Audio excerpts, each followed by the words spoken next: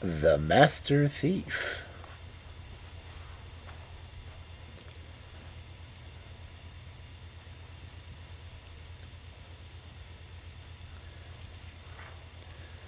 There was once upon a time a husbandman who had 3 sons. He had no property to bequeath them, and no means of putting them in the way of getting a living, and did not know what to do. So he said that they had his leave to take to anything they most fancied, and go to any place they best liked. He would gladly accompany them for some part of their way, he said, and that he did. He went with them till they came to a place where 3 roads met, and there each of them took his own way, and the father bade them farewell, and returned to his own home again.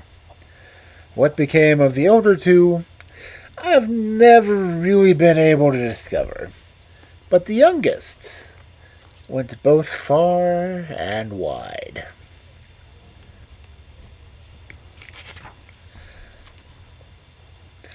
It came to pass one night, as he was going through a great wood, that a terrible storm came upon him.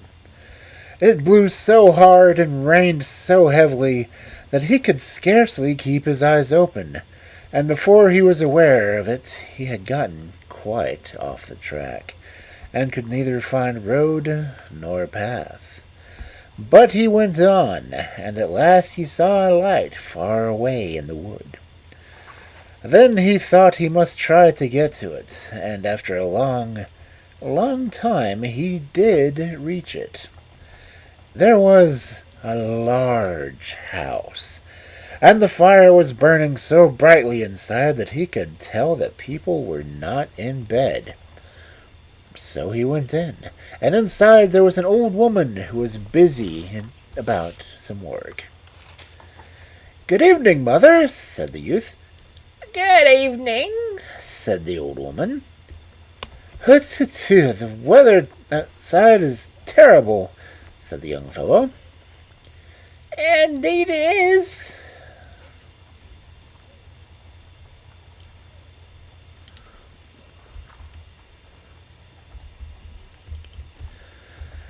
"Can I sleep here and have shelter for the night?"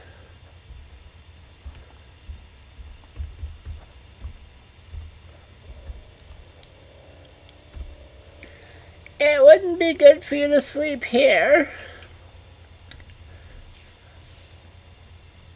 said the old hag. "For if the people of the house come home and find you, they will kill both you and me."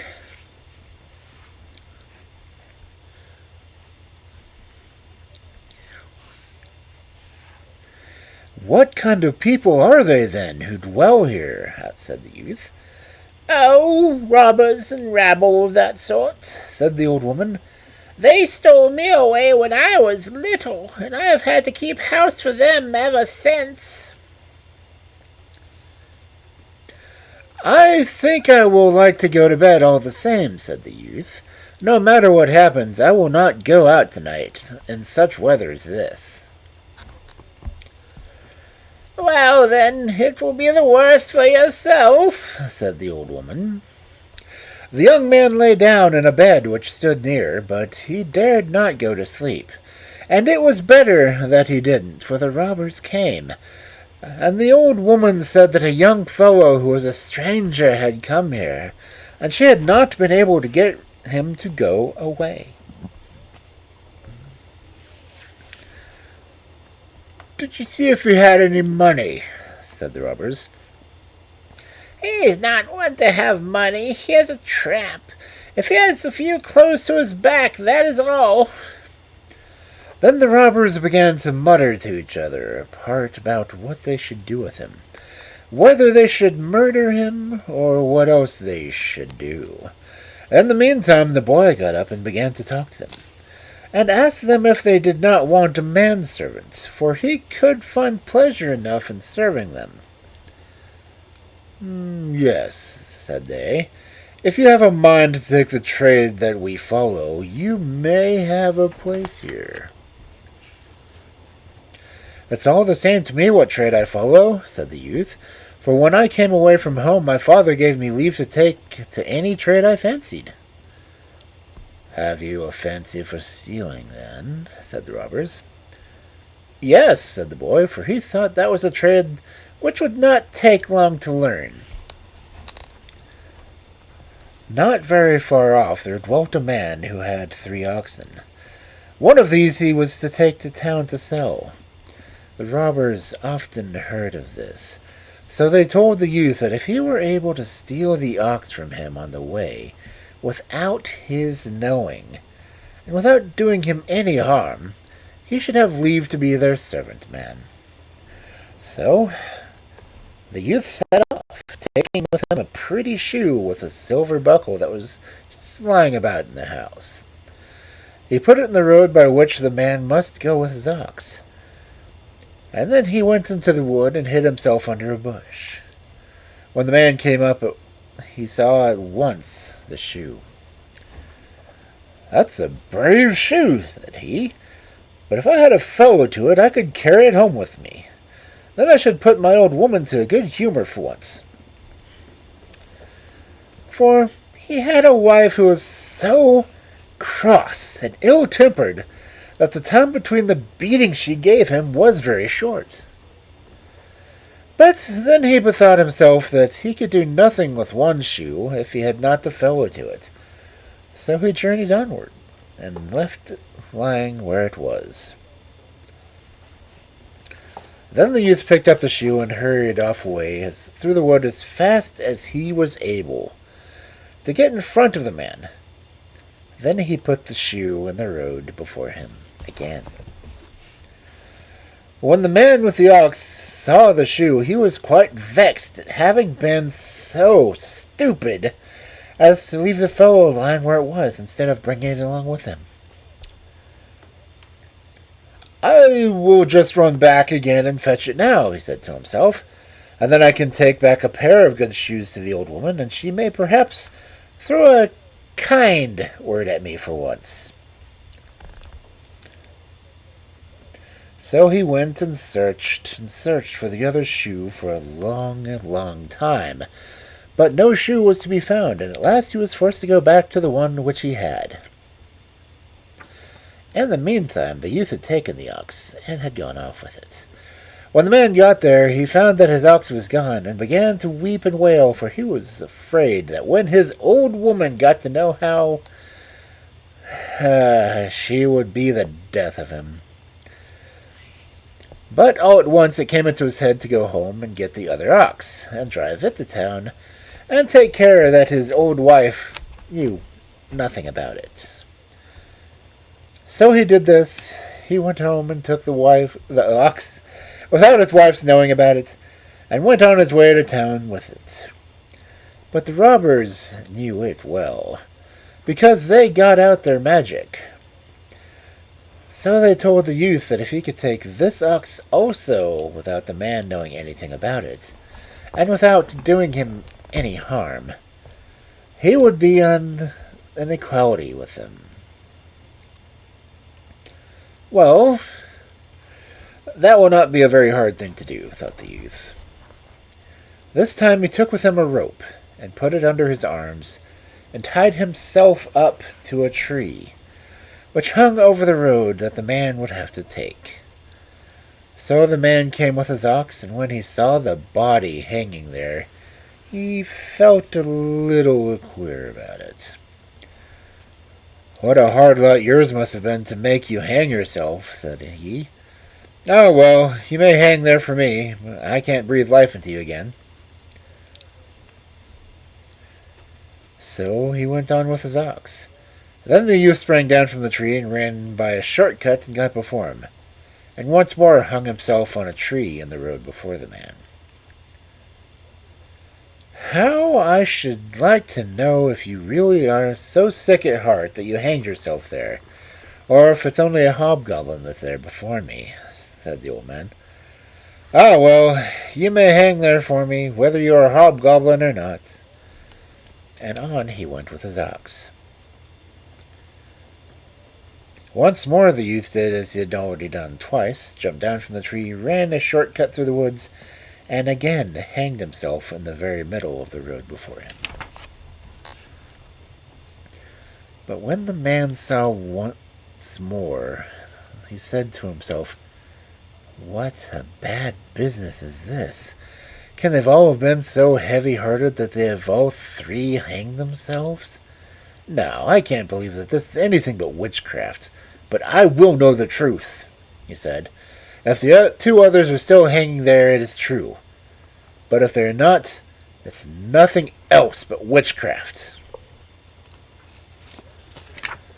So he tied up his ox and ran back to see if they really were hanging there. While he was going, he looked up at every tree as he went. The youth leapt down and took his ox and went off with it.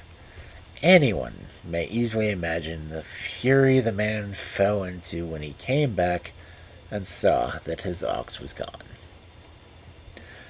He wept and he raged, but at last he took comfort and told himself that the best thing to do was to go home and take the third ox without letting his wife know anything about it, and then try to sell it so well that he got a good sum of money for it. So he went home and took the third ox and drove it off without his wife knowing anything about it. But the robbers knew all about it, and they told the youth that if he could steal this, as he had stolen the two others, he should be the master of the entire troop. So the youth set out and went to the wood, and when the man was coming along with the ox, he began to bellow loudly, just like a great ox somewhere inside the wood. When the man heard that, he was right glad, as he thought he recognized the voice of his big oxes, and thought that now he should find both of them again. So he tied up the third and ran off the road to look for them in the woods. In the meantime, the youth went away with the third ox. When the man returned, he found that he had lost that too, and fell into such a rage that there was no bounds to it. He wept and lamented, and for many days he did not dare to go home again, for he was afraid that the old woman would just outright slay him. The robbers also were not very well pleased at this, for they were forced to own that the youth was at the head of them all. So one day they made up their minds to set to work to do something which was not in his power to accomplish, and they all took to the road together, and left him at home alone. When they were well out of the house, the first thing that he did was to drive the oxen out on the road, whereupon they all ran home again to the man whom he had stolen them from. And right glad was the husbandman to see them. Then he was brought out all the horses that the robbers had, and loaded them with the most valuable things he could find. Vessels of silver, and gold, and clothes, and all other magnificent things.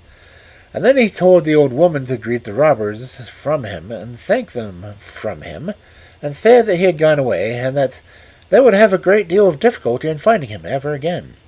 And with that, he drove the horses out of the courtyard.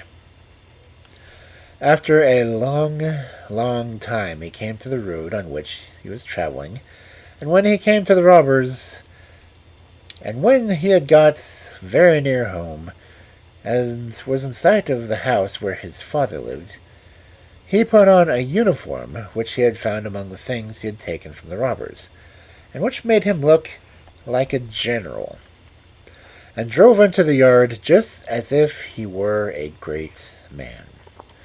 Then he entered the house and asked if he could find a lodging there. "No, indeed you can't," said his father. "How could I possibly be able to lodge such a great gentleman as you? It is all I can do to find clothes and bedding for myself, and wretched they are."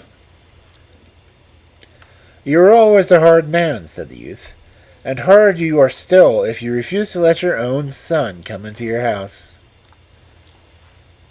"Are you my son?" said the man. "Do you not know me again, then?" said the youth. Then he recognized him.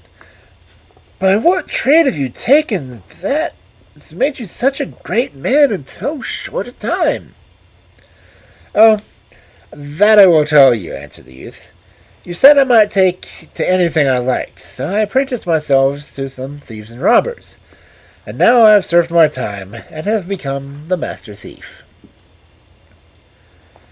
Now, the governor of the province lived by his father's cottage, and his governor had such a large house and so much money that he did not even know how much it was. And he had a daughter, too, who was both pretty and dainty, and good and wise. So the master thief was determined to have her to wife, and told his father that he was to go to the governor and ask for his daughter for him. "If you ask what trade I follow, you may say that I am a master thief," said he. "I think you must be crazy," said the man, "for you can't be in your senses if you think of anything so foolish." "You must go to the governor and beg for his daughter. There is no help," said the youth. "But I dare not go to the governor and say this. He is so rich and has so much wealth of all kinds," said the man. "There is no help for it," said the master thief. "Go you must, whether you like it or not. If I can't get you to go by using good words, I will soon make you go with bad ones." But the man was still unwilling, so the master thief followed him, threatening him with a great birch stick, till he went weeping and wailing to the door of the governor of the province. "Now, my man, what's amiss with you?" said the governor. So he told him that he had 3 sons who had gone away one day, and he had given them permission to go where they choose, and to take whatever the work they fancied. "Now," he said, "the youngest of them has come home, and has threatened me until I have come to ask you for your daughter. And I am to say that he is a master thief." And again the man fell a-weeping and lamenting.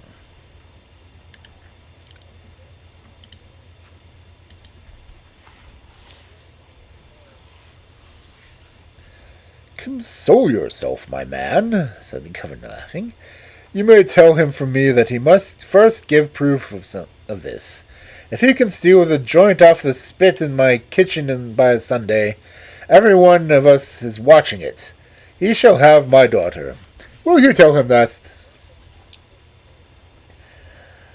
The man did tell him, and the youth thought it would be easy enough to do so.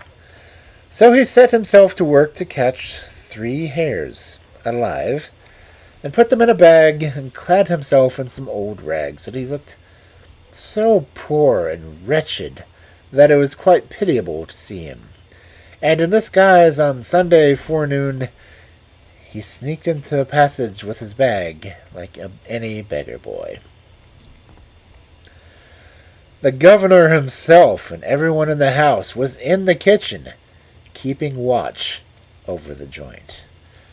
While they were doing this, the youth let one of his hares slip out of his bag, and off it set and began to run around the yard. "Just look at that hare," said the people in the kitchen, and wanted to go out and catch it. The governor saw it too and said, "Oh, let it go. It's no use to think of catching a hare when it's running away."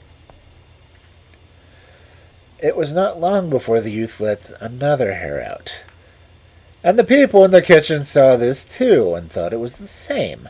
So again they wanted to go out and catch it, but the governor again told them that it was no use to try. Very soon afterwards, however, the youth let slip the 3rd hare, and it ran off and round the courtyard.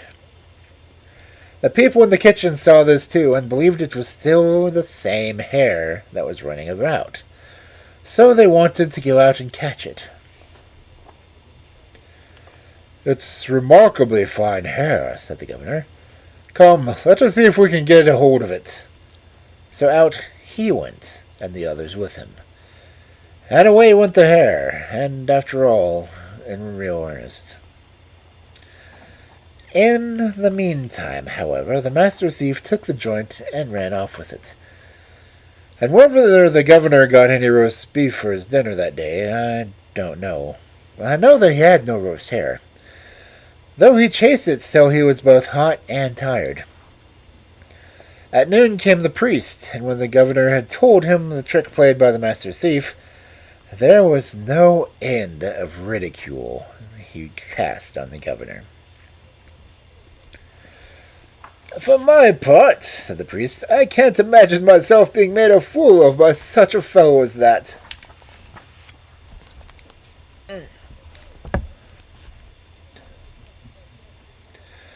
"Well, I advise you to be careful," said the governor, "for he may be with you before all is aware."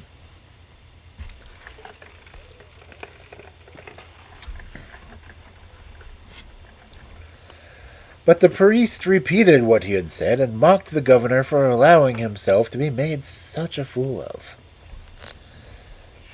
Later in the afternoon, the master thief came and wanted to give the governor's daughter, as he had promised. "You must first give some more samples of your skill," said the governor, trying to speak him fair. "For what you did today was no such very great thing after all. Couldn't you play off a really good trick on the priest? For he is sitting inside there and calling me a fool for having let myself be taken in by such a fellow as you." "Well, it wouldn't be very hard to do that," said the master thief. So he dressed himself up like a bird, and threw a great white sheet over himself, broke off a goose's wings, and set them on his back, and in this attire he climbed into a great maple tree which stood in the priest's garden. So when the priest returned home in the evening, the youth began to cry, "Father Lawrence! Father Lawrence!" Because, that was the priest's name. He was Father Lawrence.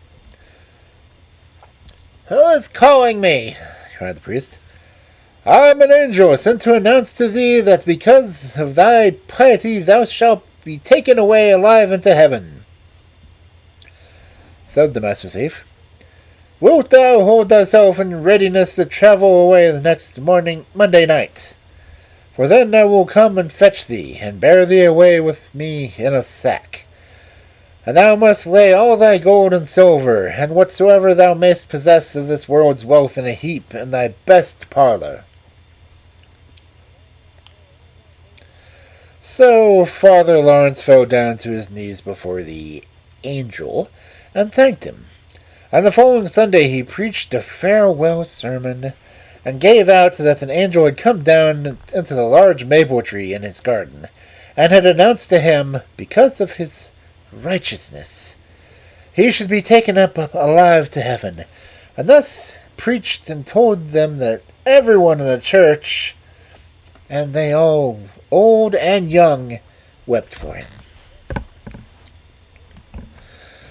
On the Monday, the master thief once more came as an angel, and before the priest was put into the sack, he fell on his knees and thanked him. But no sooner was the priest safely inside it than the master thief began to drag him away over stocks and stones. "Oh, oh!" cried the priest in the sack. "Where are you taking me?" "This is the way to heaven. The way to heaven is not an easy one," said the master thief, and dragged him along till he all but killed him. At last he flung him into the governor's goose house, and the geese began to hiss and peck at him, till he felt more dead than alive. "Oh, oh, oh! Where am I now?" asked the priest. "You are in purgatory," said the master thief, and off he went and took the gold and silver and all the precious things which the priest had laid together in his best parlour. The next morning, when the goose girl came to let out the geese, she heard the priest bemoaning himself as he lay in the sack in the goose house. "Oh, heavens! Who is that, and what ails you?" said she. "Oh," said the priest, "if you are an angel from heaven, do not let me out. Let me go back to earth again, for no place was ever so bad as this. Little fiends nip at me so with their tongues." "I am no angel," said the girl, and helped the priest out of the sack. "I only look after the governor's geese, that's what I do, and there are little fiends which have pinched your reverence." "This is the master thief's doing. Oh, my gold and my silver, my best clothes!" shrieked the priest, and wild with rage he ran home so fast that the goose girl thought that he had suddenly gone mad. When the governor learnt what had happened to the priest, he laughed till he nearly killed himself. But then the master thief came and wanted to have his daughter according to the promise. He once more gave him nothing but fine words and said, "You must give me one more proof of your skill, so that I can really judge your worth. I have 12 horses in my stable, and I will put 12 stable boys in it, one on each horse. If you are clever enough to steal the horses from under them, I will see what I can do for you."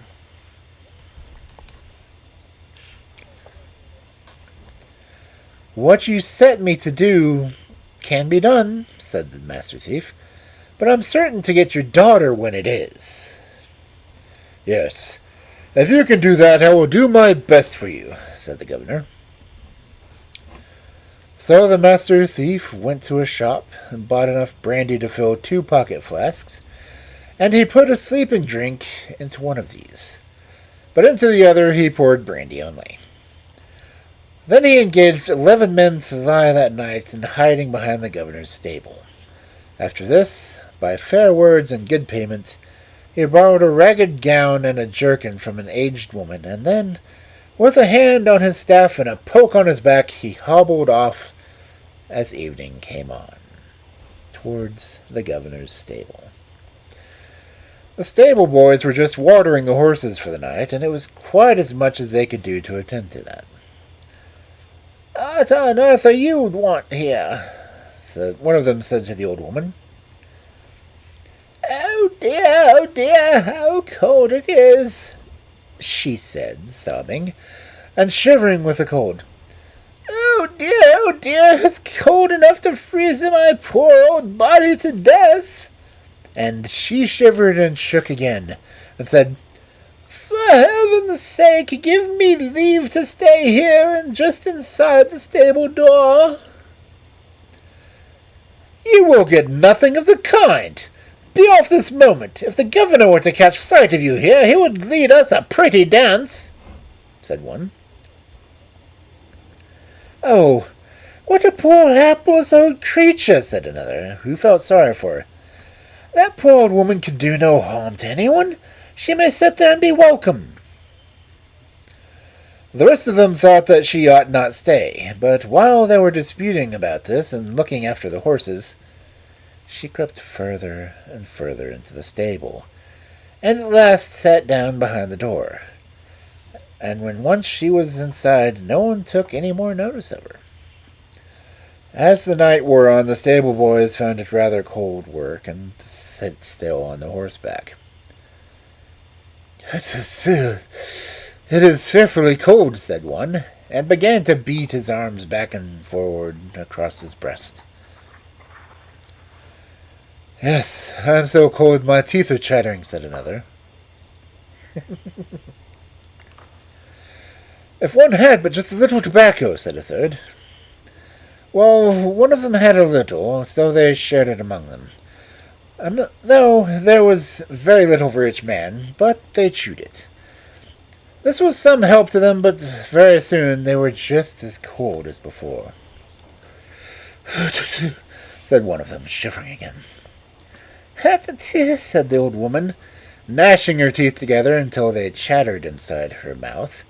Then she got out a flask which contained nothing but brandy, and her hands trembled so that she shook the bottle about, and when she drank it, she made a great gulp in her throat. "What is that in your flask, old woman?" asked one of the stable boys. "Oh, it's only a little drop of brandy, your honor."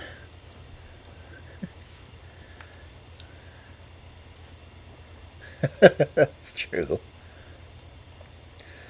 "Brandy? Let me have a drop! Let me have a drop!" screamed all the 12 at once. "Oh, but what I have is so little," whispered the old woman. "It will not even wet your mouths." But they were determined to have it, and there was nothing to be done but give it. So she took out the flask with the sleeping drink and put it to the lips of the first of them.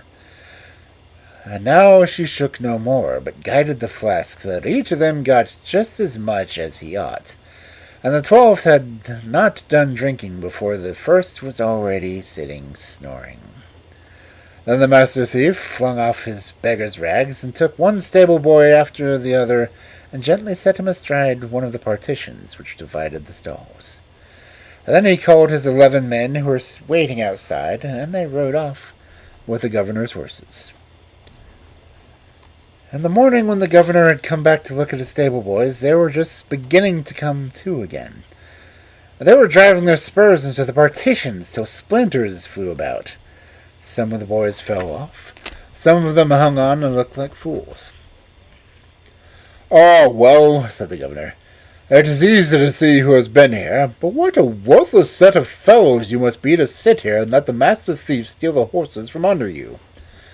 And they all got a beating for having not kept better watch.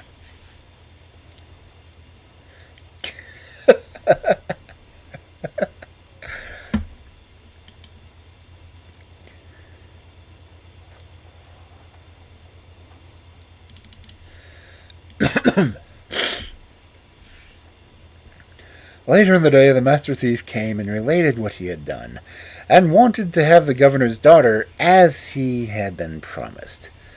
But the governor gave him $100 and said that he must do something that was still better. "Do you think you can steal my horse from under me when I'm out riding on it?" he said. "Well, it might be done," said the master thief, "if I were absolutely certain that I should get your daughter." Well, so the governor said that he would see what he could do. And then he said that on a certain day he would ride out on a great common where they drilled the soldiers. So the master thief immediately got hold of an old worn-out mare and set himself to work to make a collar for it of green withies and branches of broom.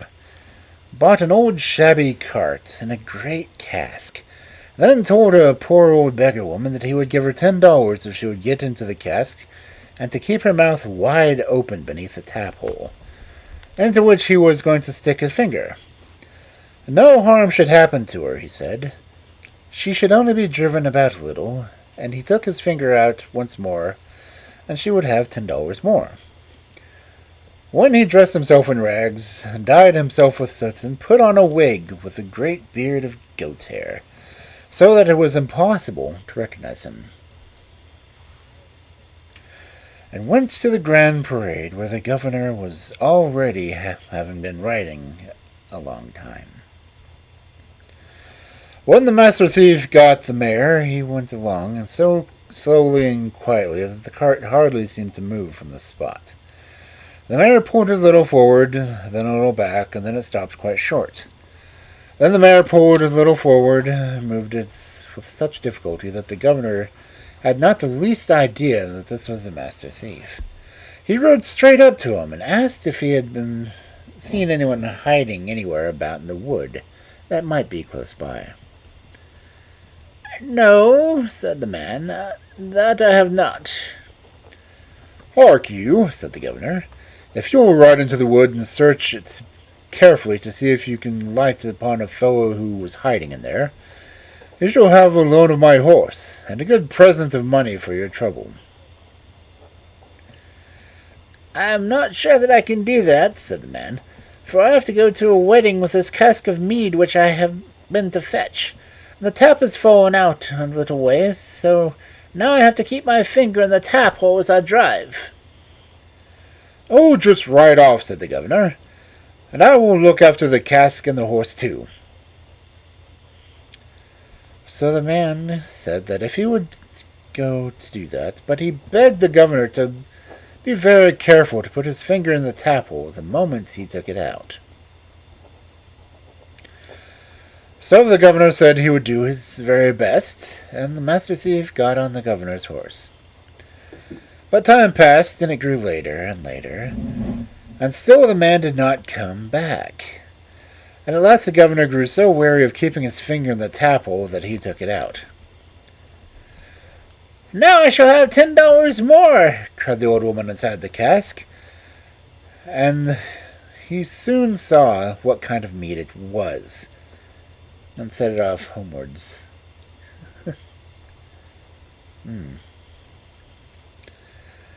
When he had gone a very little way, he met his servant bringing him the horse, for the master thief had already taken it home. The following day he went to the governor and wanted to have his daughter according to the promise. But the governor again put him off with fine words, and only gave him $300, saying that he must do one more masterpiece of skill, and if he were not able to do that, then he should have her.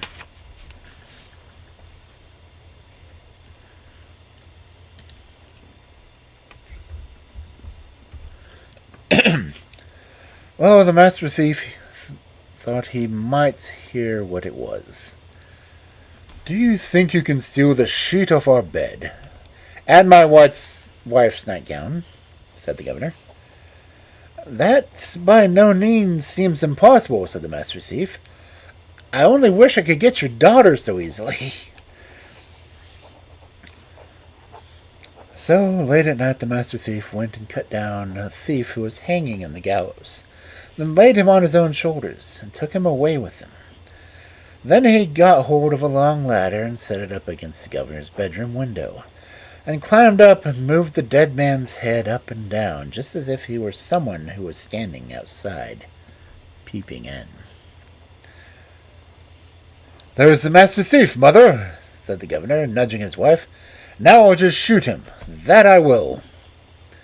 So he took up a rifle which he had laid by his bedside. "Oh no, you must not do that," said his wife.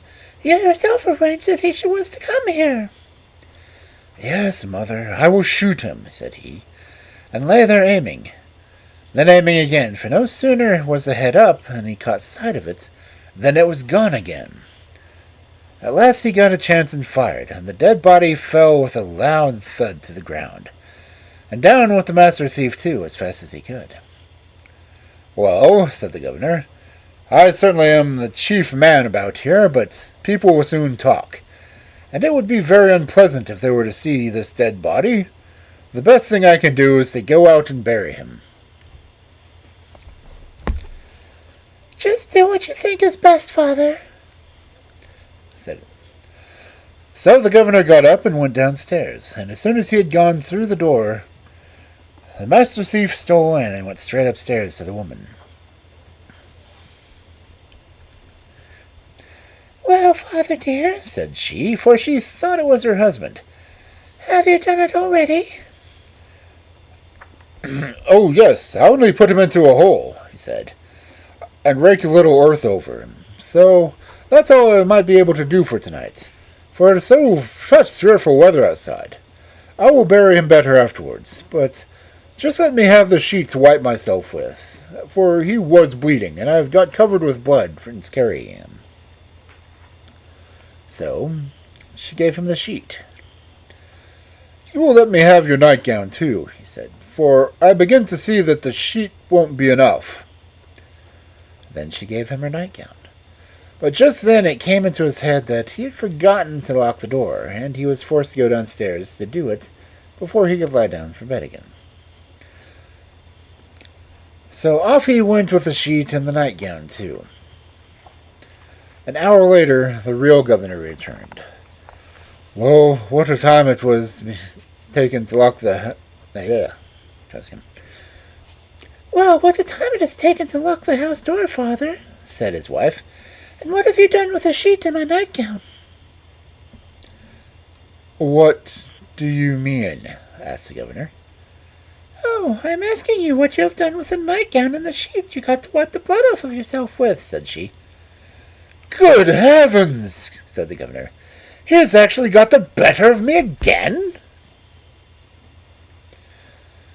When the day came, the master thief came too, and wanted to have the governor's daughter, as had been promised. And the governor dared do no otherwise than give her to him, and much money besides. For he feared that if he did not, the master thief might steal the very eyes out of his head, and that he himself would be ill spoken of by all men. The master thief lived well and happily from that time forth, and whether he stole any more or not, I really cannot tell you. For if he did, it was for pastime.